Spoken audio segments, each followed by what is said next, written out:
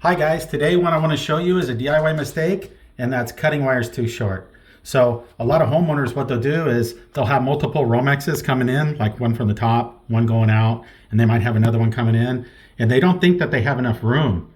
So they'll cut these short, but look at the box, how deep it is. This single gang box, you got plenty of room to do your makeup and push them to the back. So you still have room to put in either your switch or your outlet. So you see this a lot. Remember, you always want to leave about 6 to 8 inches outside your box. That way, because look at this, how are you going to do this? You see this all the time, and you're not going to make a good connection on your outlet or your switch, or the wires will pull out of the wire nuts if you have wire nuts on them, and you won't have a connection no more, and you'll lose your outlet. So just remember, you always want to leave that about 6 to 8 inches out. Okay, so here we go. I'm going to show you how to do this.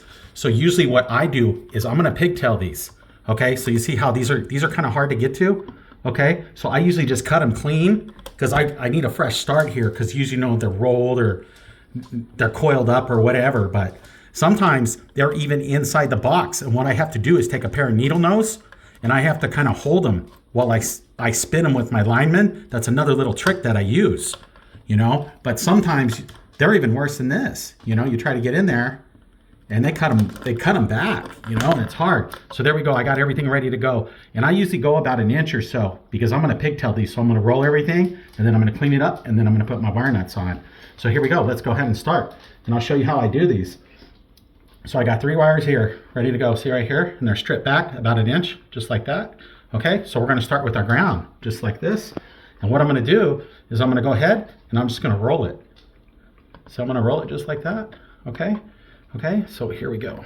I'm going to go ahead and just put it just like this. So you kind of want to get your other wires out of the way. If you can kind of put your fingers or something to hold it, you want to make sure that these are kind of evened up when you're doing this. If you can get them in there. Sometimes, like I said, I got to use my needle nose when I'm doing it to get in there, So let's go ahead and spin these. Okay, so of course, we want to get a really good connection here. So after we're done, we're not going to have any more issues. Okay, so I'm spinning it. Okay, that's all spun. See how I did that? Okay, I'm just going to clean this up real quick on the end here. See that? Okay, now I'm going to put my wire nut on, just like that. Those little ports where you push them in, those are garbage. Don't use those. They don't make good connections. I don't like them, and I just won't use them. I mean, some people like them. A lot of the lighting, they come with them, and that's fine. But I've had issues with those, so that's why I prefer not to really use them. So see, I'm just going to roll this to the back, just like that, make it clean. Okay, so our ground is done. Let's just go ahead and let that hang up there so it's out of our way. And now we're going to go ahead, we're going to start with our neutral right here, okay, our white. So here we go, same thing. I'm going to go ahead, and what I'm going to do is I'm just going to roll it or make a 45 with it. Usually I just roll it just like this. See what I mean? And I kind of put my finger on it just to hold it. And you want these even when you're doing them. And if you have a pair of linemen like these, you could buy a cheap pair. You're going to need these and a pair of strippers. So whatever you got there. So here we go. So I'm going to start rolling these. Okay. And like I said, you want them back about an inch. So you're making sure that you're getting a really good connection. See how I'm doing that? Okay. So you want to spin them. See what I mean? So I'm pigtailing these. So see that right there? See how that's a pretty good connection right there? That's a good connection. Okay, and then I just clip it. I cleaned it up just like that.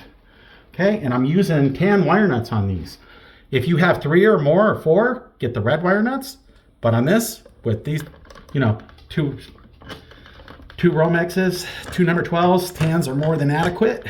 So we have a definite and a solid connection now. So we're not going to have any more issues with this. See how I did that? Okay, so I usually spin them on pretty good. I make sure that they're nice and tight. So I did that right there. Okay, same thing. I'm just going to take these like this, and what I'm going to do is I'm going to roll them to the back, just like this. See what I'm saying? So I just push them to the back. Okay, we're good there. That's fine. So now I just kind of push that out of my way. So see, our neutral and our ground are both done. Now we got one more. That's the black, which is the hot. Okay, so let's go ahead. Same thing. We're just going to roll it just like that. Okay, and just kind of take your time with it. Make sure that you're evened up on your wire like this. See what I mean? You kind of want them even when you're starting to spin them.